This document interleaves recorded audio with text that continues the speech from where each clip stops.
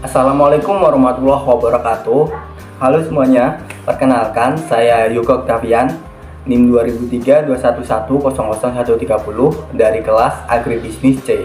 Di sini saya ingin menjelaskan mengenai analisis PET atau analisis jalur sebagai syarat ujian metode kuantitatif 1. Langsung saja ke materinya. Analisis jalur. Secara definisi atau pengertian, analisis jalur adalah suatu teknik menganalisa hubungan sebab akibat yang terjadi pada regresi berganda jika variabel bebas mempengaruhi variabel terikat, dan tidak hanya secara langsung melainkan juga secara tidak langsung. Lalu asumsi-asumsi analisis jalur.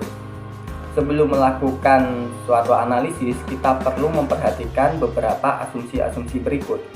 Antara lain, satu, hubungan antar variabel terikat linier, adaptif, dan bersifat normal. Lalu, hanya sistem aliran kausal satu arah, artinya tidak ada arah kausal yang terbalik. Lalu juga ada variabel terikat atau endogen, minimal adalah skala ukur interval atau rasio. Lalu menggunakan probability sampling, yaitu pengambilan sampel untuk memberikan peluang yang sama pada setiap anggota atau populasi untuk dipilih sebagai anggota sampel. Selanjutnya, observed variabel diukur tanpa kesalahan instrumen pengukuran valid dan reliable. Artinya variabel pengukuran diteliti dan dapat diobservasi secara langsung.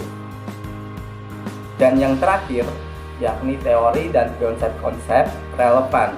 Artinya model dari teori yang diujikan dibangun berdasarkan teoris tertentu. Seperti itu. Materi selanjutnya yakni topik analisis. Di sini kami mengambil analisis pengaruh jumlah petani terhadap produksi beras serta dampaknya terhadap ketersediaan beras di Kabupaten Deli Serdang pada tahun 2017 sampai 2018. Sementara variabel yang kami gunakan antara lain X atau jumlah petani, lalu produksi beras, lalu juga ketersediaan beras. Untuk hipotesis yang akan diuji yakni pengaruh jumlah petani terhadap produksi beras, lalu pengaruh jumlah petani dan produksi beras terhadap ketersediaan beras di Kabupaten Deli Serdang pada tahun 2017 sampai 2018. Selanjutnya yakni hipotesis penelitian. Hipotesis operasional yang akan diujikan yakni HO sama dengan PX, XI sama dengan 0.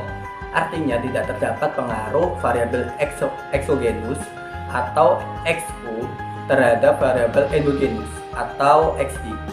Nah, selanjutnya yang akan diujikan HO lebih sama dengan PXU, XI tidak sama dengan 0. Artinya terdapat pengaruh variabel exogenus XU terhadap variabel endogenus atau XI. Selanjutnya kita langsung ke SPSS-nya. Oke, langsung aja kita ke analisis menggunakan SPSS. Selanjutnya kita beri nama terlebih dahulu variabelnya dalam variabel view X, Y, Z. Lalu kita labeli setiap nama variabel tadi. X jumlah lalu Y produksi hati. Oke, terus ke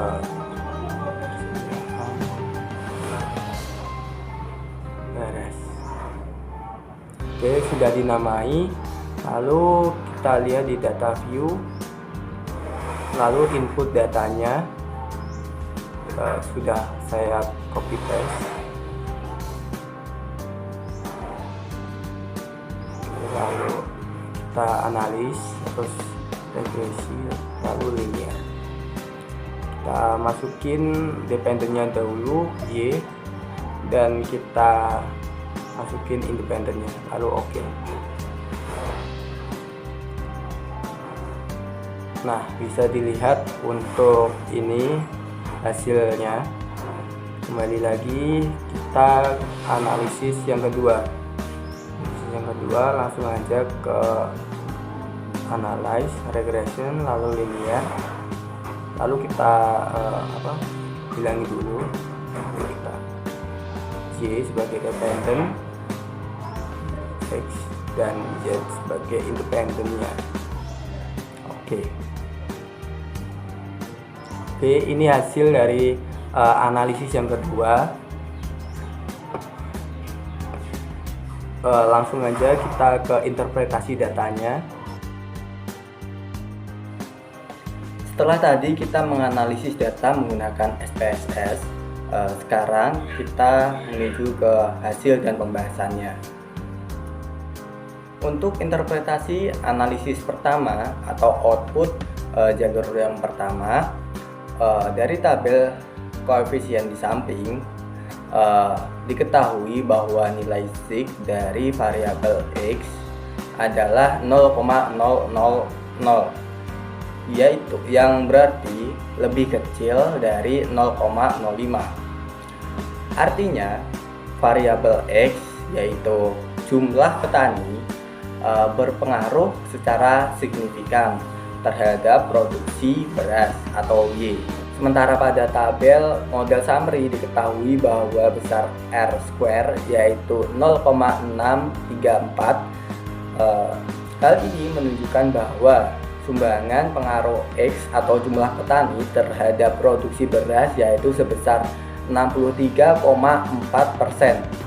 Sementara sisanya yaitu 36,6% adalah kontribusi pengaruh dari variabel lain yang tidak diteliti. Sementara untuk mencari nilai S1 dicari dengan rumus akar 1 min R square. Di sini R square-nya 0,634, lalu diperoleh hasil 0,605 dengan nilai yang didapat dari nilai tabel standardized koefisien beta sebesar 0,796. Lalu berikut merupakan diagram dari hasil output analisis jalur yang pertama. Selanjutnya interpretasi dari output jalur yang kedua. Dari tabel di samping diketahui bahwa nilai sig variabel 1 sebesar 0,620 atau lebih besar dari 0,05. Artinya jumlah petani atau X tadi tidak berpengaruh secara signifikan terhadap ketersediaan beras. Diketahui juga nilai sig dari variabel produksi atau Y sebesar 0,511 atau lebih besar dari 0,05. Artinya produksi beras tidak berpengaruh secara signifikan terhadap ketersediaan beras. Sementara pada tabel summary diketahui bahwa besar nilai R square yaitu sebesar 0,139. Hal ini menunjukkan bahwa sumbangan pengaruh jumlah petani dan jumlah produksi beras terhadap ketersediaan beras sebesar 13,9%, sehingga sisanya masih ada 86,1% yang merupakan kontribusi dari pengaruh variabel lain yang tidak diteliti.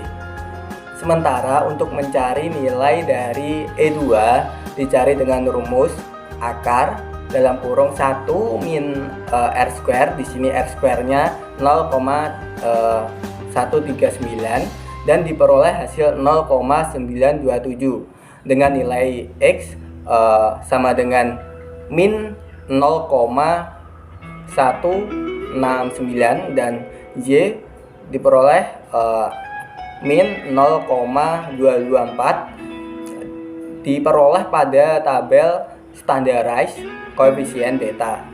Berikut merupakan diagram dari output jalur yang kedua.